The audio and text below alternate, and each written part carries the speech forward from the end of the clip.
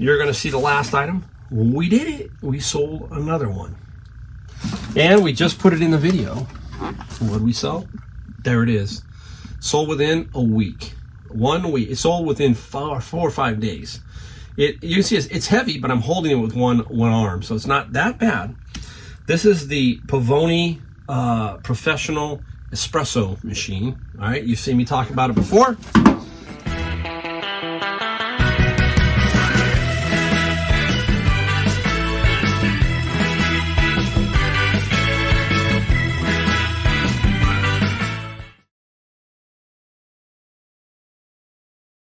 Hey everybody, Mike, Golden State Picker in the garage. Got another video of what we found, what we sold. Something we'll talk about here just very, very briefly. We're going to condense this video, make it a little bit quicker. And we'll let the pieces that we found, we'll talk about that. That'll be the main topic of this video, besides this one little point I want to bring up. You know, I've been going to Savers, not as much. And I'm seeing, it's funny, you know, you start to pay attention to what you see in these stores and who's showing up and who's not. Right now, it has really been a drop-off. I've seen a big drop-off on pickers. I have not seen the crowd of pickers that I saw 4 or 5 months ago. And I'm starting to see some of the younger pickers who aren't there either, but I'm seeing a couple that have been sticking it out, and they're getting some rewards. They're starting to feel a little bit of their fruits come to fruition, as we say. There's one particular picker, Eddie. I'm going to give you a shout out because I'm watching. You know I'm watching. And Eddie has been texting me and sending stuff, and he's really trying. He's branching out off of just clothing, and he's hitting some other little things, and he's getting some sales that are helping him.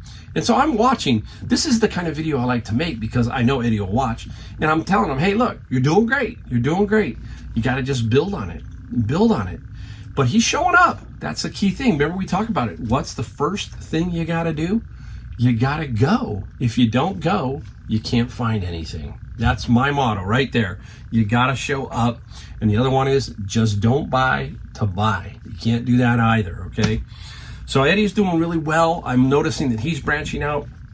And basically, I think Eddie's made a decision. Eddie is not doing this, right? Doing something unimportant well doesn't make it important. Right now, he's focusing on something that is very important to him, which is his thrifting. It's his business. He's trying to make some money. A lot of people don't focus that way. A lot of people are focusing on things that are unimportant, but that doesn't make them important. You know, a lot of people focus on social media. I can tell you social media is a very addictive thing. We know that. Occasionally, I have to catch myself sometimes when I'm going through Instagram and I see some of those real short videos and I get trapped. But I do allow myself some time to watch some of them. It's just natural. But I don't spend all day focused upon it, right? What you do is infinitely more important than how you do it, okay? Efficiency is still important, but is useless unless applied to the right things. There's a couple of things right there, right? How about this? If you're just not doing it, we hear me talk about that over and over, right? What you do is infinitely more important than how you do it. It means you just got to do it. If you get out and do it, you will figure it out, and that is key. Now, the efficiency, as we say, is still important, right? As we're talking about, for example, too much thrifting, not enough listing. We need to be efficient. We need to continually list, okay, and be efficient in our listing so that we can continually gather money as we go along. It works over and over. If you list, it does work. But the addiction, which is the thrifting, okay, everybody loves to go and find something, can take over and become so important, the thrifting part. You think it's more important, but doesn't make it more important. It's the listing. You got to get those listings out. You've got to get the things up online. Otherwise, what good does that do you? Okay? So we've got to really, really focus on that. Give you 2 points here. Spending too much time thinking about doing things than actually doing them. That's another thing. How many times do we just keep thinking, or we keep staring at that computer, okay, trying to see, oh, this person is doing it, that person is doing it. or whatever, right? We're looking at it, but we're never taking the action. So we've got to take action to make sure that we are going to do something about it. Just don't sit there and stare blindly. Hey, sometimes you got to take this step. You got to just leap. You got to do it, right? This is another one. Comparing yourself to others. This one will get you in more trouble, I feel. There's no sense in watching me and go, wow, Mike, you find the greatest stuff. I've got a couple of things here that I sold that are worth some money. And if you're trying to say, wow, I can't do that. Well, that's not how. You can't compare to me. If you live in X and I live in Y, two different areas, two different things. It doesn't mean you can't find good things, but don't worry about, others so much in this industry. Just kind of do what you got to do, and you will find the cool stuff. It will eventually find you. It always does.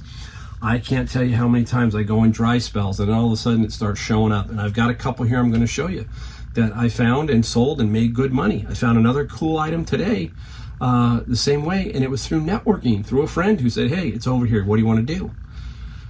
Again, it's everything. It's everything in your circle, okay? Everything in your circle. All right, hey, enough of that. Time to show you what we found. All right, so we're going to go into what we found really quick. We got some books we're going to show you right off the bat. And here we go. I'm going to put that one there because I don't need to show you that one. And I did a bin today, and this was a weird bin. Every item in the bin was religious. The entire bin was religious stuff. Kind of cool because, I have Christ in my life, so I kind of understand what's going on with a lot of these titles. And it's kind of interesting to see all these books. And I was thinking about, when I was looking through this bin, there is one person that would have spent hours with me looking through that particular bin. And that was my mother-in-law. She passed away 2 years ago. But I can tell you, from J. Vernon McGee to Chuck Swindoll to Ruckman to all of these people, Zola Lovett, I think I saw a lot of Zola Lovett stuff, J. Vernon McGee again. All that stuff was in this bin, and I was thinking of her the entire day because this was up her alley. She was a lady who knew her Bible backwards and forwards, and I was like having a hard time tossing some of this stuff because there was just so much interesting stuff. But you can't take it all. You can't take it all. And I found some Bibles, and I'm going to show you that. And I'm going to show you what I found. Just some kind of interesting stuff. I mean, I found a lot of interesting stuff. But stuff like this, the Prophecy Knowledge Handbook. Okay, just want to show you a typical book that I was finding today. Now, I lost the Prophecy. This one will sell for, I'll put it up here, sell for $34 and give me a net of $21. Now, this whole bin was so interesting because so much of it was on the prophecies of the Bible. So it was tricky because a lot of those books can be worth some money, and I did find some that were worth some good money. And this person was, it was full. I probably scanned 800 books, maybe 1,000 books today on basically religious stuff. And some of them were older, and the problem with being older is they don't necessarily have the barcode. They have the ISBN, so you have to put them aside and scan those, and it's a little bit more tricky. But a lot of prophecy books I found, and then I found some Bibles. I'm going to show you, this is an interesting one. This is the MacArthur Study Bible. Not a whole lot of money here. $24, I'll put it up here, $24 with a net of 11. But just, an interesting, nice, hardbound Bible. Not a soft cover, but hardbound, and it's a bread and butter type sale of $10 out of the bin. Now, I'm going to get here and show you a couple of what I think are really nice Bibles. There they are. They're really, really nice. Check a look at those. One is the Essential Evangelical Parallel Bible, and basically it has the New King James, the English Standard Version, I think, and the New Lifetime Translation, I think. I'm probably wrong on that one, and the Message. So there's 4 Bibles in here. Somehow they compare each section, I think, as it goes along. Each chapter and verse is there, and all 4 are there. So it's an interesting Bible. That's an interesting Bible. It is about a $50 Bible. So about $50 will sell on eBay. Here is another one. This is an indexed Bible, so you can see it's indexed. And on the back here, it's genuine leather. That helps. And this is the Hebrew Greek Key Study Bible. There are so many. This has Strong's Dictionary Concordance, Lexical, footnotes, red letter edition. A ton of stuff. It's amazing, the money. Everybody says, okay, why do you sell Bibles? Some people, not everybody, but some people say, why do you sell Bibles? Well, there are Bible bookstores, right? Have you ever walked through a Bible bookstore and seen the amount of Bibles? Woo, crazy. There is a lot of them. So right here are two Bibles that should get me $100. That is the cost of one bin, just on these two really nice Bibles. All right, let's go into some things we found. I didn't find a ton of stuff, but I got a couple cool things, okay? This was a flea market find. Someday I'm going to start shooting some video out in the field just to change it up. We'll see. I'm going to go to North Carolina. I am taking some my GoPro and that kind of thing. I'm going to see what goes on out there and see if I can maybe make that happen. Maybe make some video happen. We'll see. This guy here is the Champion juicer. This is a very heavy-duty type juicer. I got this at the flea market. I did pay $20 for it. I paid 20 bucks. It's missing a couple pieces. The plunger, and then there's like a funnel top here. Not the end of the world, okay? I'm gonna take this, I'm gonna make anywhere between, let's say, $100 to $140. I'm gonna leave it up at about $139 and let it run from there and see if I get an offer. Again, this is the thing too that has begun to happen for me, and this is something I'm trying to explain to you guys, is that as you get better at thrifting and as your income grows, you can take, this is not a fly, I'm not taking a fly on this. This here is, we can sit and be patient, is what I'm trying to say. We don't have to hustle this. We need money. You know, that's the worst thing you can do sometimes, is say, man, I really need the money. I got to have the money. And then you let something go and you drop $40 and you shouldn't have. That's where you want to get to your picking. You want to get to your picking where you're controlling the time of the piece. You can't tell you. I'm going to show you one in here that I took my time on. Wasn't going to lower it down, not much, you know. I just needed to find out where it was going to sell, and I'll talk about that in a second. But again, a little bit of patience sometimes is a really good thing. All right, now here is something I took a fly on. I got this at the flea market. Now, I'll talk about what I was thinking about, because it's not the greatest thing, but it's actually kind of interesting. Okay, what are they? Anybody? They're short. There's no fins on the bottom. It's missing the bindings. These are trick skis. These are by the company AMF Voigt. They're probably most famous for bowling, AMF, generally speaking, AMF Voigt. And these are trick skis, okay? Now, I got them for $1 each. This one guy was selling everything in his booth for $1, okay? $2. They don't take up any room. You can find any place, anybody can find any place in their garage and not really affect their space whatsoever. Here I'm going to take a fly. There was a comp on a pair that had the binding boots. My thinking is, somebody who really wants these is just going to go ahead and attach their own boots anyhow, probably. So I'm going to sell these for about $75 and some shipping. And you have people going, well, isn't it hard to ship? Nope. This is the classic example we talk about with the new USPS issue of the non-standard fees of length. These are going to go by UPS, but if I get the proper box, which I will, and ship them, these will probably be no more than $14 to $18 to ship. Not bad, not bad. This is, I'm going to take a fly on. This is probably going to take me a little bit, maybe. Don't know. We'll see. But at $2, that is not a very big risk. That is not a big risk. All right, now we're going to show you the next item. I'm going to try and pick it up really quick. It's heavy, heavy, heavy. It's a little bit more risky, okay? And I paid a lot more money for it, but it will sell, okay? Let me pick it up. Hopefully I can pick it up. Oh my goodness, man, I'm getting old. I'll put it right here by me. All right, there it is. I'm Mr. Espresso and I'm Mr. Coffee Grinder. That's it. This is it's down here below. It's a Grind Master, okay? Now, I'm at Savers. Just pulled into Savers. I got a friend who, he likes to hang out at Goodwill.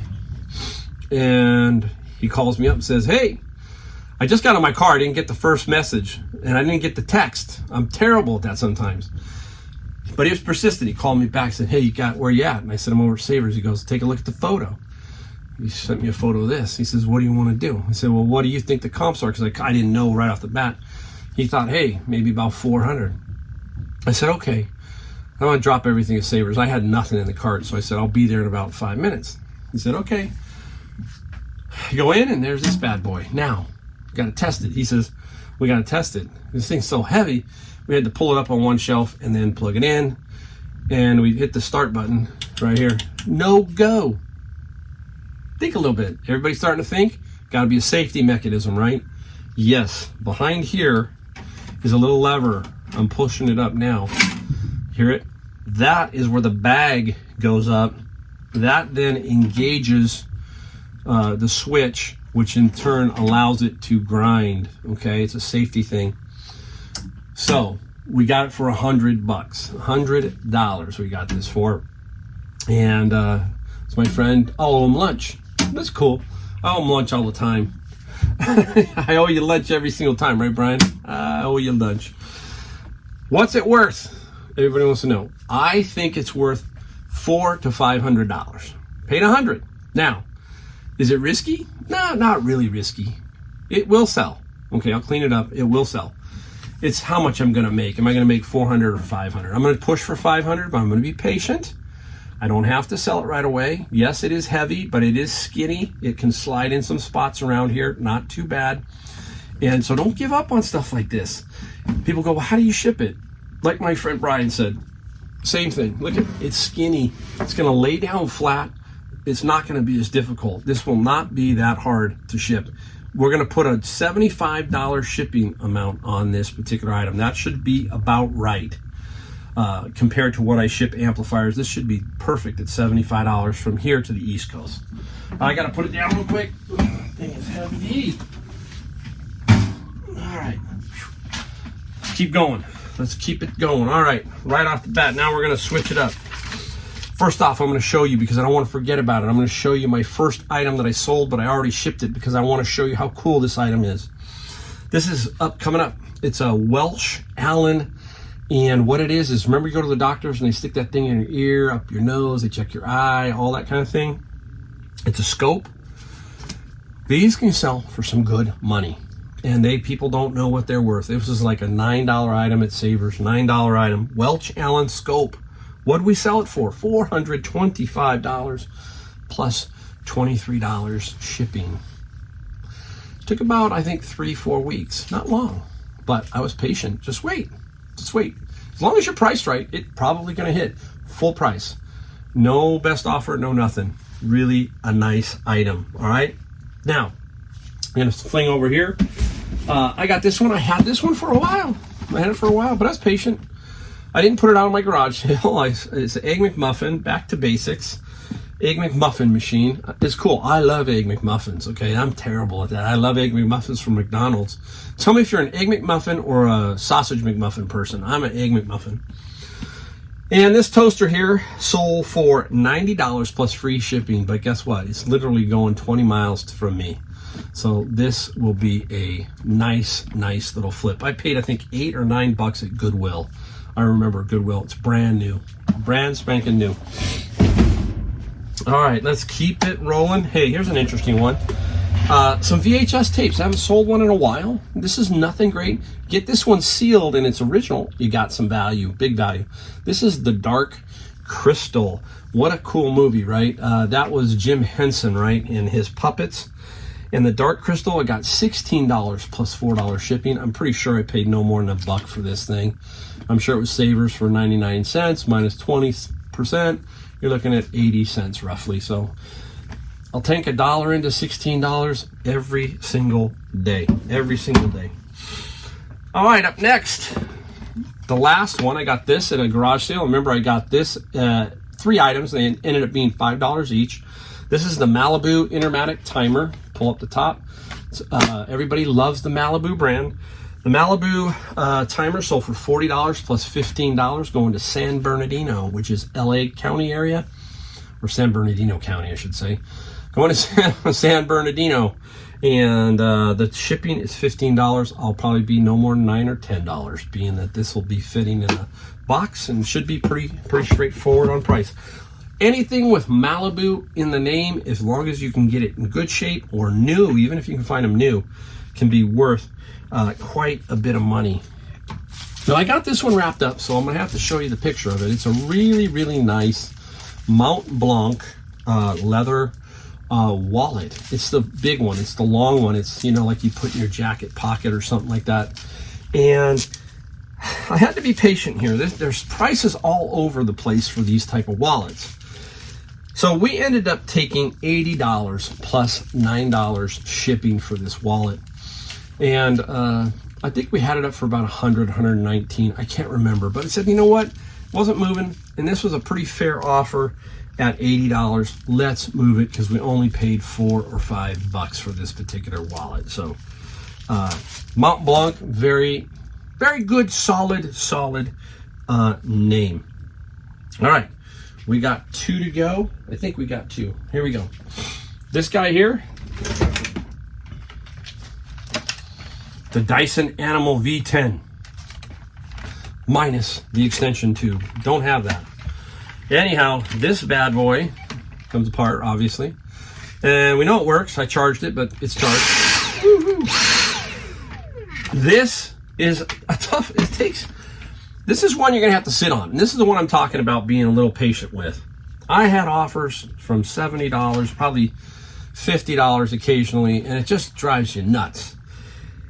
I paid only $9.99 at Savers, and there was a lady who had it in her hand, but put it back, and I took it, This guy here sold for $140 plus $30 shipping. Now the Dyson, this is probably one of the most common. If I had all the other accessories and stuff, I'd be $250, that kind of thing. But paying $10, turning it into $140, key here was to just hang in there and be patient. Don't quite give it away. I was a little high on the price, probably about $20. Got the offer at $140, said fine, there's a fair offer. That's a fair offer to me. Not $100, not $70, that's fishing to me. And I don't like, I really dislike that kind of stuff. All right, now, you're gonna see the last item. We did it, we sold another one.